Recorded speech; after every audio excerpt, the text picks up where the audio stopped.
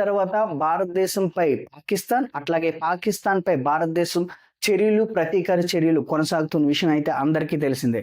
ఇందులో భాగంగా మరీ ముఖ్యంగా భారత గగనతలంలో పాకిస్తాన్ విమానాలు ప్రయాణించకూడదనే ఒక నిషేధాజ్ఞ, అట్లాగే పాకిస్తాన్ గగనతలంలో భారత విమానాలు ప్రయాణించకూడదనే నిషేధాజ్ఞత వలన 2 దేశాల యొక్క విమాన సంస్థలు తిరోగమన దిశలో నడిచే అవకాశాలు చాలా మొండిగా ఉన్నాయి.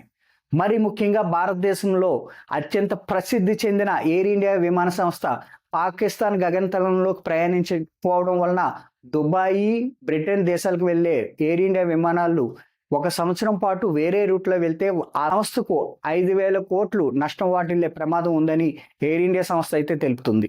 అట్లాగే భారతదేశం ప్రతిరోజు పాకిస్తాన్ గగనతలాన్ని వాడుకోవడానికి చెల్లించే ఓవర్ డ్యూ ఫ్లైట్ ఛార్జెస్ సుమారు 2 కోట్లు అనేది పాకిస్తాన్కి అయితే నష్టం వాటిల్లుతుంది. అట్లాగే పాకిస్తాన్ నుండి కౌలాలంపూర్, దుబాయ్, బ్రిటన్ వెళ్ళే ఫ్లైట్లు అయితే భారత గగనతలం నిషేధాజ్ఞ వలన వయా చైనా వెళ్ళడం వలన పాకిస్తాన్ విమాన సంస్థలకు ఇంధన వ్యయం పెరిగి, అట్లాగే రవాణా వ్యయం కూడా పెరిగి ఆ సంస్థల యొక్క విమానాలు కూడా నష్టాలు వాటిల్లే ప్రమాదం అయితే ఉంది. ప్రస్తుతం రోజు రోజుకు దిగజారిపోతున్న పాకిస్తాన్పై ఈ గగనతల నిషేధాజ్ఞ వలన మూలిగే నక్కపై తాటిపండు పడేటట్టు పాకిస్తాన్ పరిస్థితి అయితే తయారైంది.